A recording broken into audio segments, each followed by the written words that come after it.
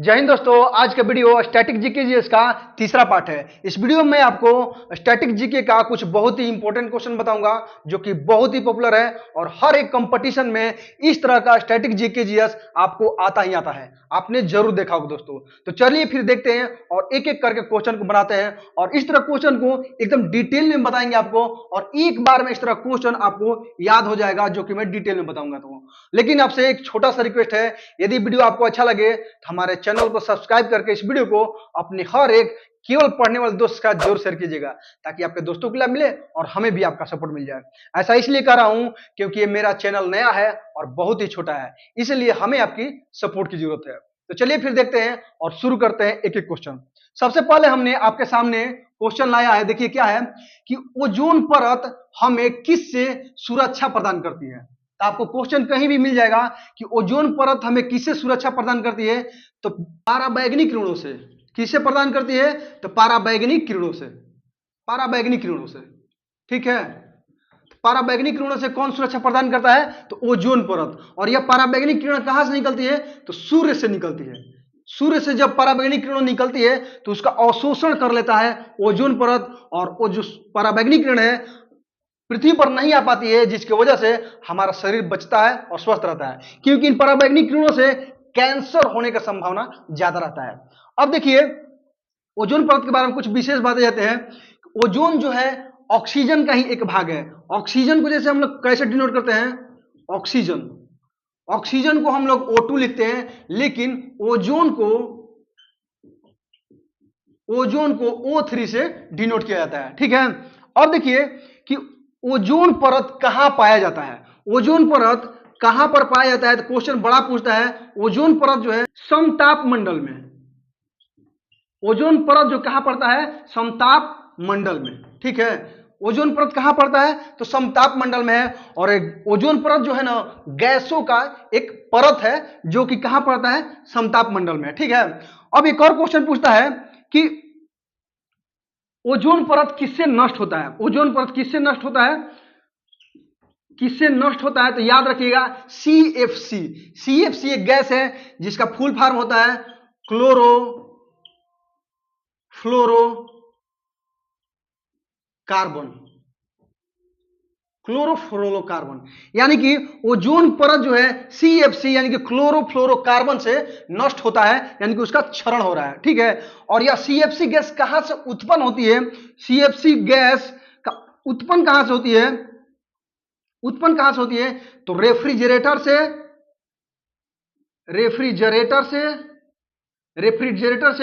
और जो है किससे? रेफ्रिजरेटर से और जो है एयर कंडीशनर से।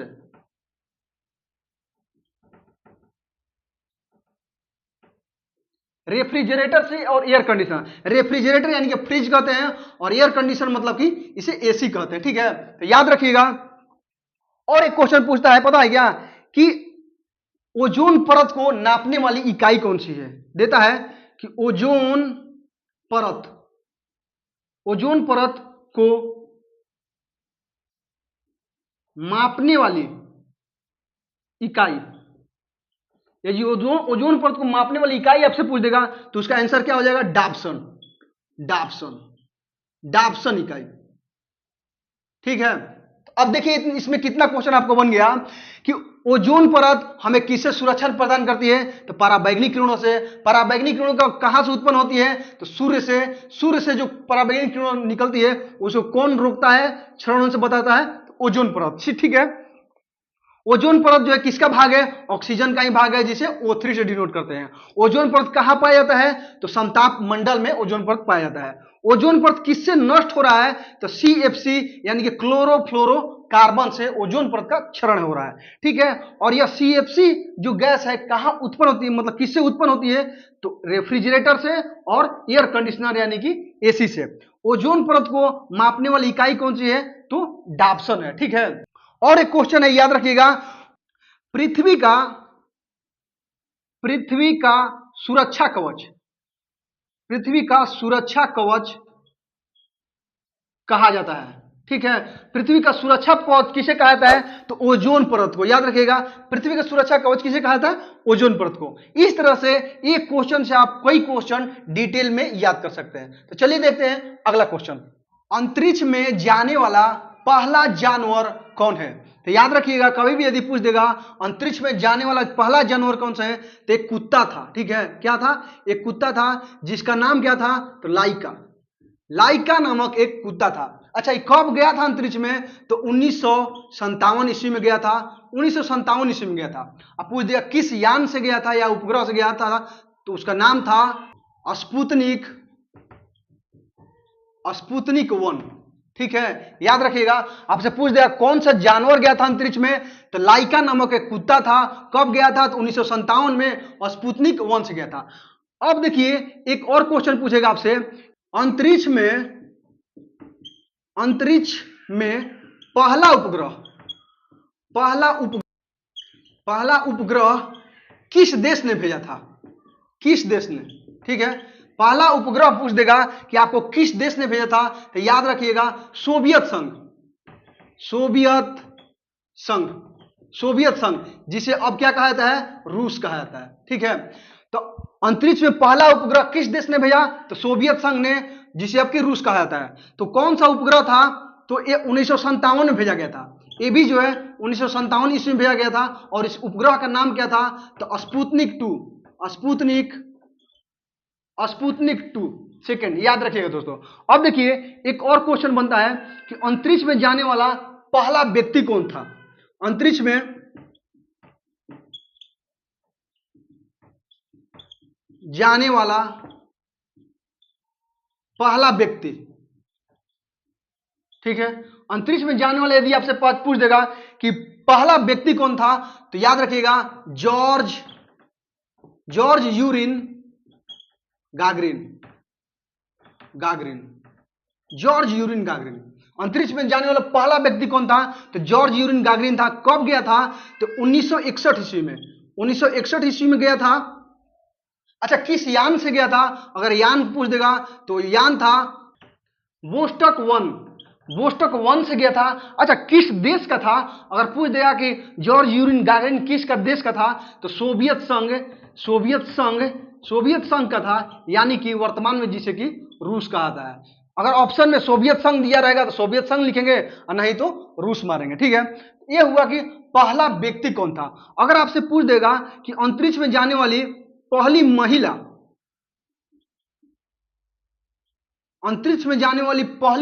कौन थी, तो याद रखिएगा वेलेंतीना तेरेस्कोवा।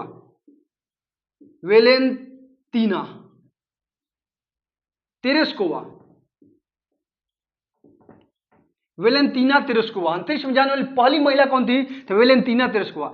ये किस देश की थी? तो ये भी सोवियत संघ की ही थी। सोवियत संघ यानी कि रसिया, रूस की थी। ठीक है, अच्छा ये कब गई थी अंतरिक्ष में? याद रखिएगा ये 1963 ईस्वी में गई थी। 1963 ईस्वी में गई थी। और किस यान से गई थी? तो ये वोस्टक 6 से गई थी। ठीक है, वोस्टक 6 से गई थी।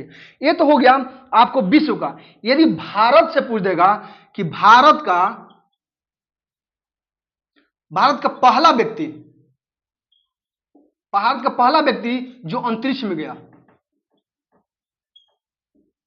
भारत का पहला व्यक्ति जो अंतरिक्ष में गया था कौन है? तो राकेश शर्मा। याद रखिएगा कौन? राकेश शर्मा भारत का पहला व्यक्ति जो अंतरिक्ष में गया था। अब पूछ देगा कि राकेश शर्मा कब गए थे?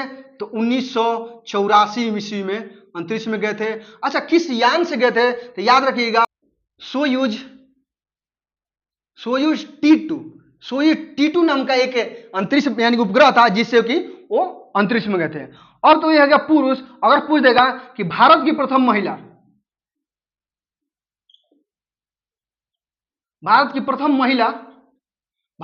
महिला कौन थी जो अंतरिक्ष में गई थी? तो वो थी कल्पना चावला।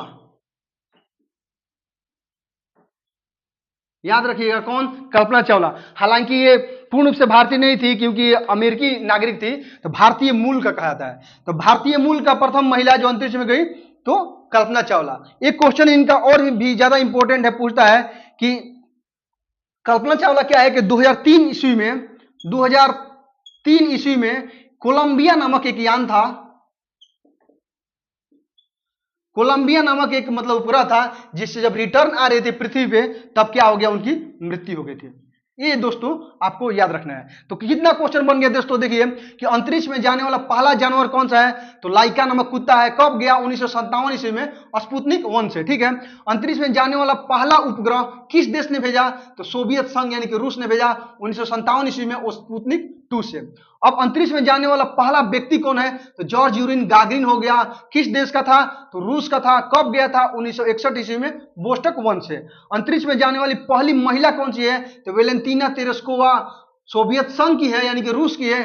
कब गई थी, तो 1963 ईस्वी में गई थी, ये वोस्टक 6 से गए थे। ठीक है, अब भारत का पूछ देगा, भारत का पहला व्यक्ति जो अंतरिक्ष में गया तो राकेश शर्मा 1984 ईस्वी में सोयूज T2 नामक उपग्रह से गया था। ठीक है, अब भारत की प्रथम महिला जो अंतरिक्ष में गई, कल्पना चावला। कल्पना चावला क्या है, 2003 में उनकी मृत्यु हो गई कोलंबिया नामक उपग्रह से रिटर्न आते समय। इस तरह से एक क्वेश्चन से पूरा क्वेश्चन आप याद कर सकते हैं। अब आइए देखते हैं अगला क्वेश्चन। किस भारतीय व्यक्ति को भारत तथा पाकिस्तान दोनों देशों का सर्वोच्च सम्मान मिला है। यदि आपसे कई क्वेश्चन मिल जाएगा कि भारत और पाकिस्तान दोनों देशों का सर्वोच्च सम्मान किस व्यक्ति को मिला है, तो याद रखिएगा मोरारजी देसाई। मोरारजी देसाई, मोरारजी देसाई को भारत तथा पाकिस्तान दोनों देशों का सर्वोच्च सम्मान मिला है। और किस राज्य के थे, तो गुजरात। गुजरात का याद रखिएगा, किस राज्य के थे, गुजरात का। अच्छा, एक और बात रखिएगा, भारत का सर्वोच्च सम्मान कौन सा है, भारत का सर्वोच्च सम्मान, भारत का सर्वोच्च सम्मान क्या है, भारत रत्न। भारत रत्न। ठीक है, तो भारत रत्न इन्हें कब मिला, तो 1991 ईस्वी में। 1991 ईस्वी में इन्हें भारत रत्न मिला। अच्छा, पाकिस्तान का कौन हो जाएगा, पाकिस्तान। पाकिस्तान का सर्वोच्च सम्मान, पाकिस्तान का सर्वोच्च सम्मान, तो पाकिस्तान का जो सर्वोच्च सम्मान जो है वो है आपको निशान ए पाकिस्तान। निशान ए पाकिस्तान। निशान ए पाकिस्तान। निशान ए पाकिस्तान कब मिला था इन्हें, तो 1990 ईस्वी में। पहले निशान ए पाकिस्तान यानी कि पाकिस्तान का सर्वोच्च सम्मान मिला 1990 में, और उसके बाद 1991 में भारत रत्न मिला। अब देखिए इनके बारे में एक और क्वेश्चन बड़ा ही फेमस है कि प्रथम गैर कांग्रेसी प्रधानमंत्री। गैर कांग्रेसी प्रधानमंत्री, आपसे कभी भी क्वेश्चन पूछ देगा कि प्रथम गैर कांग्रेसी प्रधानमंत्री कौन है, तो मोरारजी देसाई, याद रखिएगा। और साथ ही एक बात और, प्रधानमंत्री तो बने ही थे, इनके साथ साथ एक बार ये उप प्रधानमंत्री भी बने थे। उप प्रधानमंत्री बने थे। ठीक है, और ये उप प्रधानमंत्री कौन से थे, दूसरा उप प्रधानमंत्री। पहला उप प्रधानमंत्री कौन था, सरदार वल्लभ भाई पटेल, और दूसरा उप प्रधानमंत्री पूछ देगा तो मोरारजी देसाई। तो कितना क्वेश्चन बन गया, देखिए कि भारत और पाकिस्तान दोनों देशों का सर्वोच्च सम्मान तो मोरारजी देसाई को मिला। किस राज्य के थे, गुजरात के। भारत का सर्वोच्च सम्मान क्या है, भारत रत्न। भारत रत्न इन्हें कब मिला, 1991 ईस्वी में। पाकिस्तान का सर्वोच्च सम्मान क्या है, निशान ए पाकिस्तान। निशान ए पाकिस्तान मोरारजी देसाई को कब मिला, तो 1990। पहले 1990 में निशान ए पाकिस्तान मिला, उसके बाद भारत रत्न 1991 ईस्वी मिला। अब पूछ देगा कि प्रथम गैर कांग्रेसी प्रधानमंत्री कौन है, यानी कौन थे, तो मोरारजी देसाई। अच्छा, दूसरा उप प्रधानमंत्री पूछ देगा कौन, तो मोरारजी देसाई। इस तरह से एक एक क्वेश्चन से पूरा डिटेल में आप याद करेंगे। और उम्मीद है दोस्तों अगर वीडियो अच्छा लगे तो अभी कभी दोस्तों इस वीडियो को लाइक करें। ठीक है, आइए देखते हैं अगला क्वेश्चन। संसद के दोनों सदनों के संयुक्त बैठकों की अध्यक्षता कौन करता है। यदि आपसे कभी पूछ देगा कि संसद के दोनों सदनों के संयुक्त बैठक की अध्यक्षता कौन करता है, तो याद रखिएगा लोकसभा अध्यक्ष। लोकसभा अध्यक्ष। ठीक है, जो लोकसभा का अध्यक्ष होता है वही संसद के संयुक्त बैठकों की यानी कि संयुक्त अधिवेशन जो है उसकी अध्यक्षता करता है। ठीक है, अब देखिए मान लीजिए अगर ये अनुपस्थित हो, अनुपस्थित लोकसभा यदि अध्यक्ष अनुपस्थित हो तब इसकी बैठक की अध्यक्षता कौन करेगा, तो उस सदन का उपाध्यक्ष। उस सदन का उपाध्यक्ष उसकी अध्यक्षता करेंगे। अगर मान लिए ये भी अनुपस्थित रहे तब कौन करेगा, तो राज्यसभा का उपसभापति। ठीक है, उपसभापति करेंगे, राज्यसभा का उपसभापति करेंगे। अगर मान लिए ये भी अनुपस्थित रहे तब करेंगे, तो इनके द्वारा नियुक्त कोई पीठासीन जो है इनके द्वारा नियुक्त, वही जो इसकी अध्यक्षता करेंगे। अब देखिए पूछ देगा कि किस अनुच्छेद के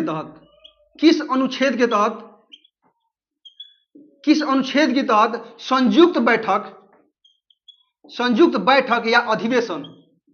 संयुक्त बैठक या अधिवेशन बुलाया जाता है या किया जाता है, तो अनुच्छेद 108 याद रखिएगा, 108 अनुच्छेद के तहत संयुक्त बैठक बुलाया जाता है। अब देखिए संयुक्त बैठक बुलाता कौन है? संयुक्त बैठक जो है, संयुक्त अधिवेशन जिसे बैठक भी बोलते हैं, कौन बुलाता है? तो याद रखिएगा राष्ट्रपति। ठीक है, संयुक्त। अब देखिए क्या हो गया कि संयुक्त अधिवेशन बुलाता कौन है? तो राष्ट्रपति। संयुक्त अधिवेशन बुलाता कौन है? तो राष्ट्रपति। लेकिन अध्यक्षता कौन करता है? तो लोकसभा अध्यक्ष करता है। अच्छा, किस अनुच्छेद के तहत संयुक्त अधिवेशन बुलाया जाता है या किया जाता है? तो अनुच्छेद 108 याद रखिएगा। ठीक है, अब आइए देखते हैं अगला क्वेश्चन। एक अपराध के दोष सिद्ध व्यक्तियों को क्षमा करने का अधिकार किसको होता है? यदि आपसे क्वेश्चन पूछ देगा कि एक अपराधी है, उसको क्षमा करने का अधिकार किसको है, तो याद रखिएगा राष्ट्रपति एवं राज्यपाल। राष्ट्रपति एवं राज्यपाल दोनों जो है अपराधी को क्षमा कर सकते हैं। अब देखिए राष्ट्रपति किस अनुच्छेद यानी किस आर्टिकल के तहत अपराधी को क्षमा कर सकता है? तो अनुच्छेद 72 के तहत। राष्ट्रपति अनुच्छेद 72 के तहत, और राज्यपाल कह देगा राज्यपाल किस अनुच्छेद के तहत? तो 161, राज्यपाल 161 के तहत। और एक बात याद रखिएगा, यदि मृत्युदंड माफ करना हो, क्या मृत्युदंड यदि माफ करना हो, मृत्युदंड को कौन माफ कर सकता है? तो केवल और केवल, याद रखिएगा, केवल और केवल राष्ट्रपति है जो मृत्यु को माफ कर सकता है। अब देखिए क्या क्या क्वेश्चन बन गया। तो एक अपराधी को जो कि दोषी है उसको कौन माफ कर सकता है या क्षमा कर सकता है? तो राष्ट्रपति और राज्यपाल दोनों। लेकिन मृत्युदंड को केवल और केवल राष्ट्रपति। अच्छा, कोई भी क्षमा किस अनुच्छेद के तहत करेगा? राष्ट्रपति अपराधी को जो क्षमा करेगा अनुच्छेद 72 के तहत, और राज्यपाल अपराधी को क्षमा करेगा अनुच्छेद 61 के तहत। तीनों चारों क्वेश्चन आप याद कर सकते हैं। अब आइए देखते हैं अगला क्वेश्चन। डायनामाइट में मुख्य रूप से क्या पाया जाता है? यदि आपसे क्वेश्चन कहीं भी पूछ दे डायनामाइट में मुख्य रूप से क्या पाया जाता है, तो याद रखिएगा क्या है? नाइट्रोग्लिसरीन।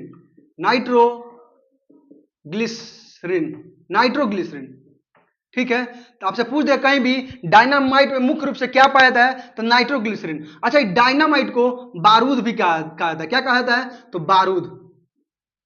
डायनामाइट को बारूद भी कहा जाता है, याद रखिएगा। अरे डायनामाइट का आविष्कार किसने किया था? तो आविष्कार इसका किसने किया था?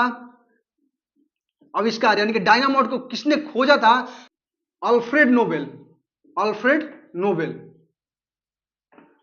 नोबेल ने इसकी खोज किया था। ये कहां के थे? स्वीडन एक देश है, वहीं के रहने वाले थे अल्फ्रेड नोबेल। ठीक है, अच्छा, इसकी आविष्कार किस लिए किया गया था? किसके इस्तेमाल के लिए डायनामाइट का खोज किया था इसने, अल्फ्रेड नोबेल ने? तो शुरुआती में सुरंगों को तोड़ने के लिए,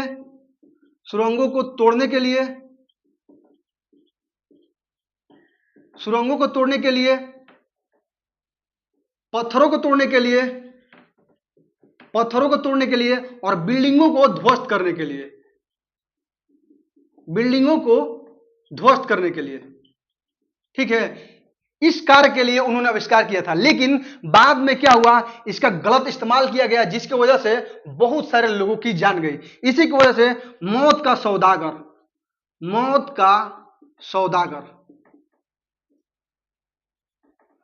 का सौदागर कहा जाता है। किसे कहा जाता है? तो अल्फ्रेड नोबेल को मौत का सौदागर कहा जाता है। तो क्या क्या क्वेश्चन बन गया देखिए यहां कि डायनामाइट में मुख्य रूप से क्या पाया जाता है? तो नाइट्रोग्लिसरीन पाया जाता है। डायनामाइट को बारूद भी कहा जाता है। डायनामाइट का आविष्कार किसने किया? तो अल्फ्रेड नोबेल ने। अल्फ्रेड नोबेल किस देश के थे? तो स्वीडन के थे। ठीक है, तो अच्छा, इसका इस्तेमाल, डायनामाइट का इस्तेमाल किस लिए किया गया था, यानी कि अल्फ्रेड नोबेल ने किस लिए किया था? तो सुरंगों को तोड़ने के लिए, पत्थरों को तोड़ने के लिए और बिल्डिंगों को ध्वस्त करने के लिए। लेकिन बहुत सारे आदमियों के जान जाने की वजह से मौत का सौदागर किसे कहा जाता है? बहुत ही फेमस क्वेश्चन है, मौत का सौदागर किसे कहा जाता है? तो अल्फ्रेड नोबेल को। किसे कहा जाता है? तो अल्फ्रेड नोबेल, याद रखिएगा, ठीक है। अच्छा, इन्हीं के नाम पे, अल्फ्रेड नोबेल के ही नाम पे नोबेल प्राइज दिया जाता है, नोबेल पुरस्कार, नोबेल पुरस्कार दिया जाता है, ठीक है। इस तरह से टोटल क्वेश्चन आप याद कर सकते हैं। अब आइए देखते हैं अगला क्वेश्चन। भारी जल किसे कहा जाता है? देखिए कोई भी क्वेश्चन आपको मिल जाएगा कि भारी जल किसे कहा जाता है, तो D2O, याद रखिएगा, D2O, D2O को भारी जल कहा जाता है। इसको D2O से डिनोट करते हैं, इसका क्या नाम है? Deuterium oxide, deuterium, deuterium oxide, ठीक है। ड्यूटेरियम ऑक्साइड को भारी जल कहा जाता है। जैसे कि जल को क्या लिखते हैं? जल को H2O लिखते हैं, लेकिन भारी जल को D2O लिखते हैं, ठीक है। अच्छा, इसका उपयोग कहाँ होता है? इसका उपयोग कहाँ होता है? तो इसका उपयोग जो है नाभिकीय रिएक्टरों में, नाभिकीय रिएक्टरों में, नाभिकीय रिएक्टरों में मंदक के रूप में, क्या चीज के रूप में? मंदक के रूप में इसका उपयोग होता है। आपसे कभी पूछ देगा कि भारी जल किसे कहते हैं, तो ड्यूटेरियम ऑक्साइड को भारी जल कहते हैं, जिसको D2O से लिखते हैं। जल को H2O होता है तो ड्यूटेरियम ऑक्साइड को D2O होता है। अच्छा, भारी जल का उपयोग कहां होता है? तो नाभिकीय रिएक्टरों में मंदक के रूप में इसका इस्तेमाल होता है। चलिए देखते हैं अगला क्वेश्चन। पृथ्वी के पटल या सतह पे कौन सी गैस सबसे अधिक मात्रा में पाया जाता है? जैसे क्वेश्चन पूछ देगा पटल या सतह, दोनों एक ही चीज है। पृथ्वी का पटल दे देगा, पृथ्वी का सतह दे देगा, या धरातल लिख सकता है डायरेक्ट आपको, धरातल। धरातल का मतलब क्या हो गया? पृथ्वी का सतह। तो पृथ्वी के सतह पे सबसे अधिक मात्रा में पाया जाने वाली गैस कौन सी है? तो याद रखिएगा, ऑक्सीजन, ऑक्सीजन, ठीक है। धरातल पर सबसे अधिक मात्रा में कौन सी गैस पाई जाती है? ऑक्सीजन, यानी कि O2। ये तो हो गया धरातल। यदि आपसे पूछ देगा कि वायुमंडल में, वायुमंडल में सबसे अधिक गैस कौन सी पाई जाती है? तो नाइट्रोजन, नाइट्रोजन गैस जो है सबसे अधिक मात्रा में पाई जाती है। तो ये हो गया पहला नंबर पर सबसे अधिक मात्रा में। अच्छा, दूसरी सबसे अधिक मात्रा में पाई जाने वाली गैस कौन सी होगी वायुमंडल में? तो ये हो जाएगा ऑक्सीजन, ऑक्सीजन। नाइट्रोजन कितना? तो नाइट्रोजन लगभग 78% पाया जाता है और ऑक्सीजन लगभग 21% पाया जाता है, ठीक है। एक क्वेश्चन हो गया। और देखिए अगला क्वेश्चन पूछ सकता है कि वायुमंडल, सॉरी यहां पे और ना होके वाह होगा, वायु होगा। वायुमंडल में सांस लेने वाली सबसे अधिक गैस, सबसे अधिक गैस कौन सी हो जाएगा? तो O2 हो जाएगा, ठीक है, याद रखिएगा। अब देखिए अगला क्वेश्चन पूछ सकता है कि ये तो हो गया वायुमंडल की बात हो गया, अब ब्रह्मांड कह देगा। ब्रह्मांड में यदि पूछ देगा, ब्रह्मांड में सबसे अधिक कौन सी गैस है? सबसे अधिक गैस पूछ देगा ब्रह्मांड में, तो सबसे अधिक कौन सी गैस हो जाएगी? हाइड्रोजन। सबसे अधिक गैस पाई जाती है हाइड्रोजन। अच्छा, दूसरी सबसे अधिक गैस पाई जाती है तो हीलियम, दूसरे नंबर पे कौन सी है? तो हीलियम। ये तो हो गया ब्रह्मांड में। और देखिए एक और क्वेश्चन पूछता है कि सबसे भारी गैस कौन सी है? सबसे भारी गैस यदि पूछ देगा तो कौन सा होगा? CO2, यानी कि कार्बन डाइऑक्साइड, जिसकी कितनी मात्रा होती है? 0.03%, यानी कि धरातल पे कितना क्वेश्चन बन गया दोस्तों। देखिए कि धरातल पे सबसे अधिक पाई जाने वाली गैस कौन सी है? तो ऑक्सीजन है, ठीक है। वायुमंडल में सबसे अधिक गैस पाई जाती है नाइट्रोजन 78%। दूसरी सबसे अधिक गैस पाई जाती है धरातल पे, मतलब वायुमंडल में, सॉरी, तो ऑक्सीजन 21%। वायुमंडल में सांस लेने वाली सबसे अधिक गैस तो O2, ऑक्सीजन। अच्छा, ब्रह्मांड में सबसे अधिक गैस पूछ देगा तो हाइड्रोजन हो जाएगा और दूसरे नंबर पे हीलियम हो जाएगा। अच्छा, सबसे भारी गैस पूछ देगा धरातल पे, कौन सी हो जाएगी? CO2, 0.03%। अच्छा, एक हो गया भारी। अगर पूछ देगा आपको सबसे हल्की गैस पूछ देगा कि सबसे हल्की गैस कौन सी है, तो याद रखिए कौन सी? तो हाइड्रोजन, H2, और दूसरे नंबर पे हीलियम, He, ठीक है। यही क्वेश्चन होगा। अब आइए देखते हैं अगला क्वेश्चन। लेकिन एक बात बता रहे हैं दोस्तों इस वीडियो के अंत में आपको 3 क्वेश्चन दूंगा जिसका आंसर आपको कमेंट करके बताना है, इसलिए इस वीडियो को अच्छी तरह से ध्यान से देखिएगा। तो चलिए देखते हैं अब अगला क्वेश्चन। काली मिट्टी में किस फसल की खेती सबसे अधिक होती है? यदि आपसे क्वेश्चन पूछ देगा कि काली मिट्टी में किस फसल की खेती सबसे अधिक होती है, तो याद रखिएगा कपास। कपास की खेती जो है काली मिट्टी में सबसे अधिक होती है। अच्छा, पूछ देगा कि उत्पादन, इसका उत्पादन पूछ देगा कि किस राज्य में कपास की खेती सबसे अधिक होती है या उत्पादन सबसे अधिक होता है, तो गुजरात। गुजरात राज्य में कपास की खेती सबसे अधिक होती है, यानी कि उत्पादन सबसे अधिक गुजरात में होता है। दूसरा कौन सा है? महाराष्ट्र। महाराष्ट्र, याद रखिएगा, सबसे अधिक उत्पादन गुजरात में होता है, दूसरा सबसे अधिक महाराष्ट्र में होता है। अच्छा, एक क्वेश्चन और बनता है, इस काली मिट्टी को रेगुर मिट्टी भी कहा जाता है। रेगुर मिट्टी, याद रखिएगा, इस काली मिट्टी को रेगुर मिट्टी भी कहा जाता है। आइए देखते हैं अगला क्वेश्चन। पेट्रोलियम निर्यातक देशों के संगठन का क्या नाम है? ठीक है, यदि पेट्रोलियम निर्यातक देशों के संगठन का नाम आपको पूछ देगा तो क्या नाम है उसका? ओपेक। ओपेक, ओपेक है, जिसे इंग्लिश में है OPEC, यानी कि ओपेक कहते हैं। अच्छा, इसका फुल फॉर्म पूछ देगा कि ओपेक का फुल फॉर्म क्या होता है, तो ऑर्गेनाइजेशन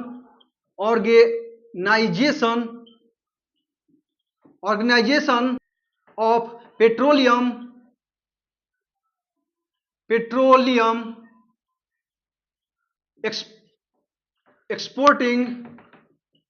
एक्सपोर्टिंग कंट्रीज। ठीक है, यदि आपसे फुल फॉर्म पूछ देगा क्या होगा? Organisation of petroleum exporting countries. ठीक है, इसकी स्थापना पूछ देगा कि इसकी स्थापना कब हुई थी, तो इसकी स्थापना 1960 ईस्वी में। 1960 ईस्वी में कहां हुई थी? तो बगदाद में हुई थी। बगदाद, बगदाद में। बगदाद क्या है? इराक का राजधानी है बगदाद। ठीक है, ये तो हुआ स्थापना, लेकिन इसका मुख्यालय पूछ देगा कि मुख्यालय कहां है? ओपेक का मुख्यालय कहां है? ओपेक का मुख्यालय वियना में है। वियना, ठीक है, वियना कहां पड़ता है? तो ऑस्ट्रिया का राजधानी है वियना। ठीक है, एक और क्वेश्चन बनता है दोस्तों यहां कि इसको त्याग देने वाला यानी कि अंतिम देश कौन सा है? तो अंतिम देश कौन सा है जो ओपेक को त्याग दिया यानी कि छोड़ दिया? तो कौन सा है? तो अंगोल। अंगोल, याद रखिएगा। अच्छा, कब इसने छोड़ दिया था इसकी सदस्यता? तो जनवरी 2024, यानी कि इसी साल इसने इसका त्याग दे दिया। तो क्या क्वेश्चन बन गया देखिए कि पेट्रोलियम निर्यातक देशों के संगठन का नाम क्या है? तो ओपेक है। ओपेक का फुल फॉर्म पूछ देगा तो organisation of petroleum exporting country हो जाएगा। ठीक है, अच्छा, ओपेक का स्थापना कहां हुआ? तो 1960 ईस्वी में इराक की राजधानी बगदाद में हुआ, लेकिन इसका मुख्यालय कहां है ओपेक का? तो ऑस्ट्रिया की राजधानी वियना में है। अच्छा, ओपेक को त्याग देने वाला यानी कि छोड़ने वाला अंतिम देश कौन सा है? अंतिम देश पूछेगा। अंतिम देश कौन सा है? तो याद रखिएगा अंगोल है। कब त्याग दिया था इसने? जनवरी 2024 में। उम्मीद है दोस्तों आपको जितना क्वेश्चन मैंने बताया है अच्छी तरह से समझ में आ गया होगा। अगर वीडियो आपने अच्छी तरह से देखा है तो आइए आपको 3 क्वेश्चन बताता हूं जिसका आंसर आपको कमेंट करके बताना है। ठीक है, पहला क्वेश्चन है किस वैज्ञानिक के नाम पर नोबेल पुरस्कार दिया जाता है? ठीक है, दूसरा क्वेश्चन है किस मिट्टी को रेगुर मिट्टी के नाम से जाना जाता है? ठीक है, तीसरा क्वेश्चन है ओजोन परत को नष्ट करने वाली गैस कौन सी है? इन तीनों क्वेश्चन का आंसर आपको कमेंट करके बताना है दोस्तों। और दोस्तों यदि वीडियो आपको अच्छा लगे तो हमारे चैनल को सब्सक्राइब करके इस वीडियो को अपने हर एक केवल पढ़ने वाले दोस्त का जरूर शेयर कीजिएगा ताकि आपको दोस्तों के लिए मिले और हमें भी आपका सपोर्ट मिल जाए। क्यों ऐसा कर रहा हूं? क्योंकि ये चैनल हमारा है, नया है और बहुत ही छोटा है दोस्तों, इसीलिए हमें आपके सपोर्ट की जरूरत है और थोड़ा सा प्यार और सपोर्ट दिखाइए और चैनल को थोड़ा सा बड़ा करवाइए। मिलते फिर आपसे अगली वीडियो में, तब तक के लिए आप मस्त रहे, मन लगा के पढ़ते रहे। जय हिंद।